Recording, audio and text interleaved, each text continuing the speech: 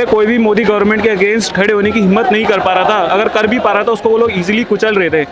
और जैसे मैं दिल्ली से बिलोंग करता हूँ, कल मैंने, ये मेरा फर्स्ट डे है प्रोटेस्ट पे, मैंने कल सारा प्रोटेस्ट जो है ऑनलाइन फॉलो करा यूट्यूब पे।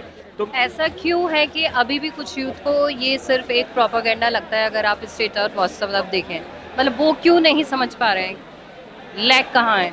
एक्चुअली वो समझ पा रहे हैं पर वो शो नहीं करेंगे ऐसा, क्योंकि देखिए अगर उन्होंने समझ लिया, उन्होंने ये शो कर दिया कि भाई लोग इसी वजह से, यही मेन मुद्दा है, तो उनको फिर उसमें बदलाव लाना पड़ेगा, उनमें उनको मानना पड़ेगा कि हाँ भी धर्मेंद्र प्रधान को हमें हटाना पड़ेगा।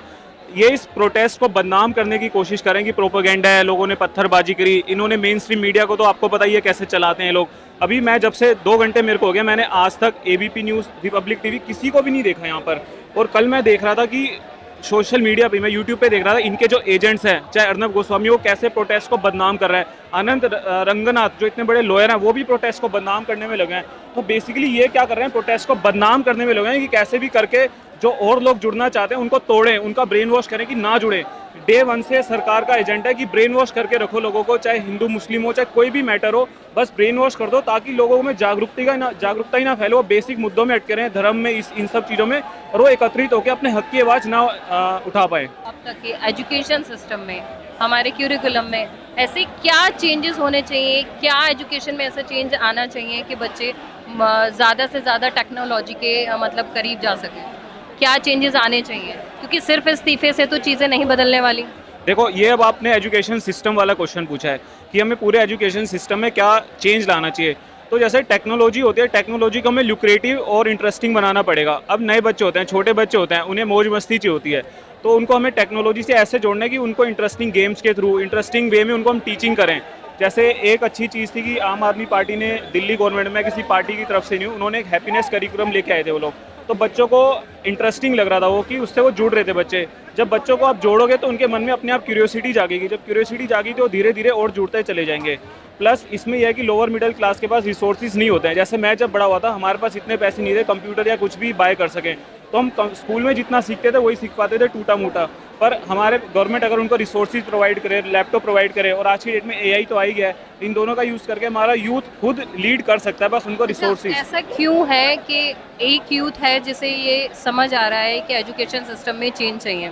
जैसा कि आज मैंने कुछ व्हाट्सएप स्टेटस देखे and they were promoting to प्रधान कि जो उन्होंने क्यूरिकुलम में चेंज करके मुगल हटा दिए हैं, लेकिन उन्होंने फ्रीडम फाइटर्स के मतलब क्यूरिकुलम में ऐड कर दिया है। ऐसा क्यों है कि वो लोग इस बात को क्यों नहीं समझ पाते? देखो मैम, देखिए कुछ चेंजेस, ऐसा नहीं है, कोई भी गवर्नमेंट होती है अच्छे काम, या कुछ गवर्नमेंट होती है, कोई भी गवर्नमेंट होती है वो अच्छे काम भी करती है। तो जैसे जो हमारे फ्रीडम फाइटर्स के नेम मिसिंग थे, वो इट वाज लॉन्ग ड्यू कि उनके नेम्स आए, और जिन्होंने हम पे अत्याचार करा था उनके नेम हटें, तो ये अच्छा स्टेप है, मैं उसका वेलकम करता हूँ गवर्नमेंट का। पर उसका मतलब ये नहीं है कि कोई गवर्नमेंट गलत कदम करेगी तो हम उसके अगेंस्ट आवाज़ ना उठाएं। हमें अपना ओपिनियन बैलेंस रखना है, और हमें अपने आप को, अपने आप में एक फोर्स बनाना है, इंडिविजुअल माइंड को एक जागरूक इंसान बनना है, ताकि हम ये देख सकें सही क्या है और गलत क्या है, और गलत के खिलाफ हम आवाज़ उठा सकें।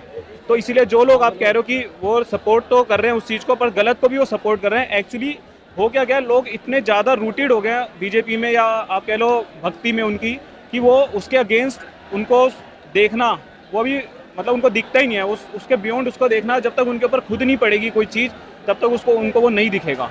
कॉम्पिटिटिव एग्जाम के बारे में आपका क्या कहना है? हाँ, कॉम्पिटिटिव एग्ज़ाम्स जैसे बहुत सारे हमारे देश में, यूपीएससी के एग्ज़ाम्स है, मैंने वो भी दिया हुआ है, मैंने आरबीआई का भी दिया हुआ है, मैंने मल्टीपल एग्ज़ाम्स के लिए मैं अपीयर करा हुआ है मैंने। तो मैं तो यही कहता हूँ कि जैसे जितनी नंबर ऑफ़ सीट्स हैं वो बहुत कम होती हैं, पर जितने यूथ अपना उसमें ईयर्स और एनर्जी स्पेंड करता है वो बहुत ज़्यादा है। तो मैं यही कहूँगा कि अगर कोई इस एग्ज़ाम की साइकिल में घुसता है तो अपना एक पीरियड लेके चले, मैं 2 या 3 साल ही दूंगा, मैं ऐसा नहीं है पूरे अटैम्प्ट एग्जॉस्ट करूँगा या पूरे 6 के 6 या 10-10 साल उसमें लगाऊंगा।